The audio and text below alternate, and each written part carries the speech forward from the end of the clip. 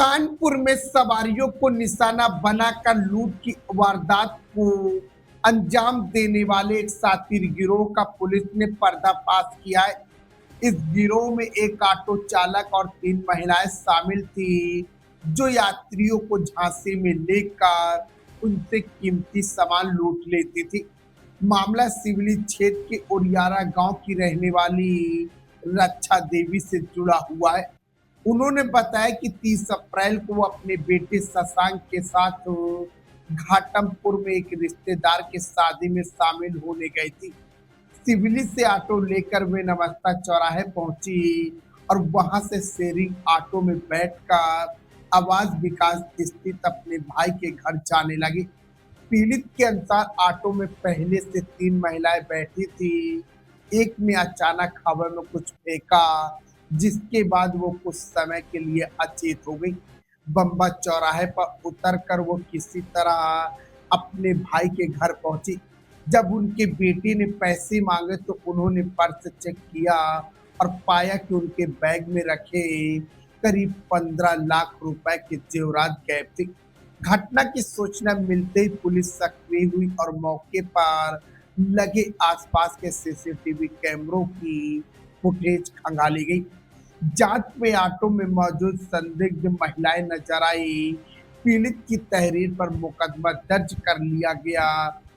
Police ने जोहीलाल colony निवासी auto चालक अंकित शर्मा को गिरफ्तार कर लिया। पूछताछ में अंकित ने अपने साथियों का खुलासा किया, जिसके बाद पुलिस ने महाराष्ट्र की मूल निवासी और वर्तमान में कानपुर में रहने वाली नैना, उसकी सास रजनी और रेखा को भी गिरफ्तार कर लिया गया। आरोपितों की निशानदेही पर पुलिस ने 1 हार 2 अंगूठी, 1 चैन और 8500 रुपए नगद बरामद किए हैं। पुलिस का कहना है कि यह गिरोह पहले भी कई वारदात को अंजाम दे चुका है और इस मामले की गहनता से जांच की जा रही है और अन्य संभावित पीड़ित की तलाश की जा रही। कानपुर से यूपी क्राइम न्यूज के साथ सुनील तिवारी की विशेष रिपोर्ट। या तो आईडी पकड़ ले तो क्या नाम है, कहाँ के रहने वाले? रक्षा देवी मेरा नाम है, ओरिया के रहने वाले, रसूलाबाद ब्लॉक। क्या घटना हुई? हम अपने यहाँ गांव से आ रहे थे, वहाँ से रिक्शा बुक करके लाए थे। नौबस्ता बाईपास में हम उतरे और जब वहाँ से हमने ये रिक्शा पकड़ा तो ये 3 महिलाएं पहले से बैठी हुई थी और हम अपने जब वहाँ के लिए गए त्रिमूर्ति के लिए, तो वहाँ पे पता नहीं बीच में हमको क्या इन्होंने कर दिया। आँख से झपकी आई एकदम, और झपकी आने से हमको कुछ समझ में नहीं आया तो अपने चुपचाप बैठ के चले गए। जब घर पहुँचे तो घर में हमारे बेटे ने मांगे पैसे कि मम्मी पैसे दो, हम कपड़े लेने जा रहे हैं। तो जैसे हमने पैसे निकालने को मतलब चैन खोली, उसमें हमारा टिफिन नहीं, उसमें सारी ज्वेलरी पड़ी थी। कंगन थे 4 अंगूठी, 1 जंजीर थी, हार था, कानों के जाले थे, इतना सारा था। अभी जो मतलब जो ज्वेलरी हमारी रह गई है बाकी, तो 1 चूड़ी है और 1 अंगूठी रह गई है। पुलिस को शिकायत की थी? जी सर। मुकदमा पंजीकृत हुआ था? जी। आज कितने लोग पकड़े गए? पुलिस ने क्या बताया? क्या क्या सामान मिला, वो आपका है? हाँ हमारा है सामान, जो नहीं मिला है वो सर कर रहे हैं कि कार्रवाई। 4 लोग, 3 महिलाएं। पुलिस के लिए धन्यवाद। कितने दिन बाद कितने दिन बाद बीत जाने के बाद आपका माल मिला था? तीसरे दिन मिला है। पुलिस को क्या कहना है? पुलिस को तो धन्यवाद बोल रहे हैं सर।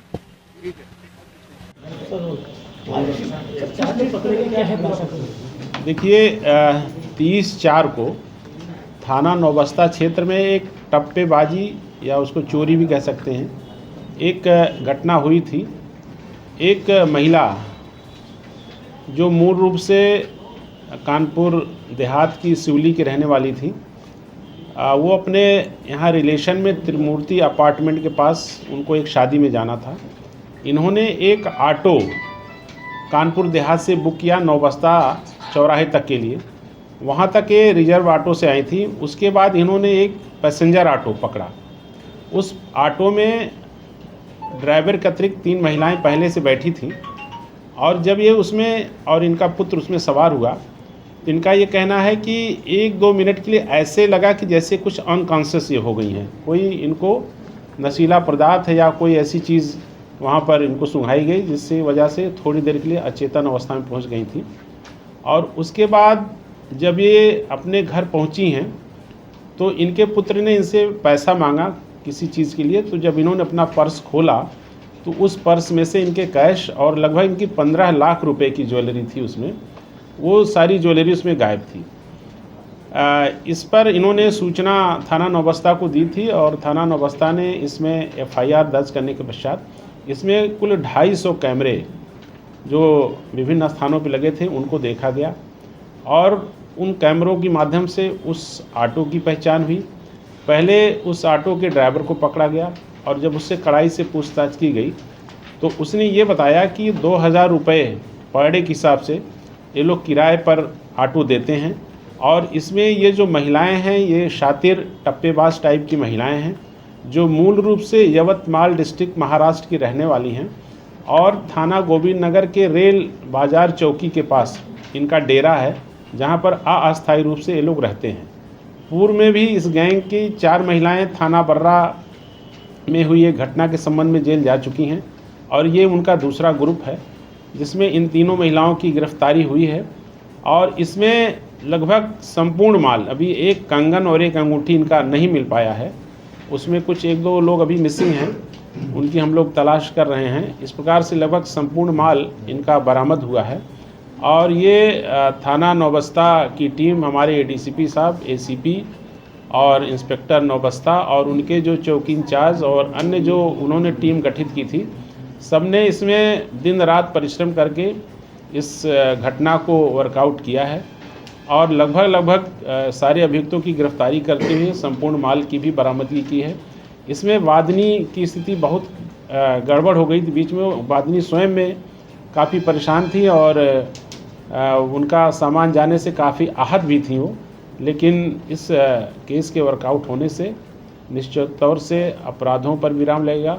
आज ये महिलाएं मेडिकल परीक्षण के पश्चात इनको जेल भेजा जा रहा है और इस उत्कृष्ट कार्य के लिए संपूर्ण नौबस्ता थाने की टीम को 25,000 रुपये का एक नगद पुरस्कार भी दिया जाता है और इस केस को वर्कआउट करने के लिए उनकी भूरी प्रशंसा भी की जाती है।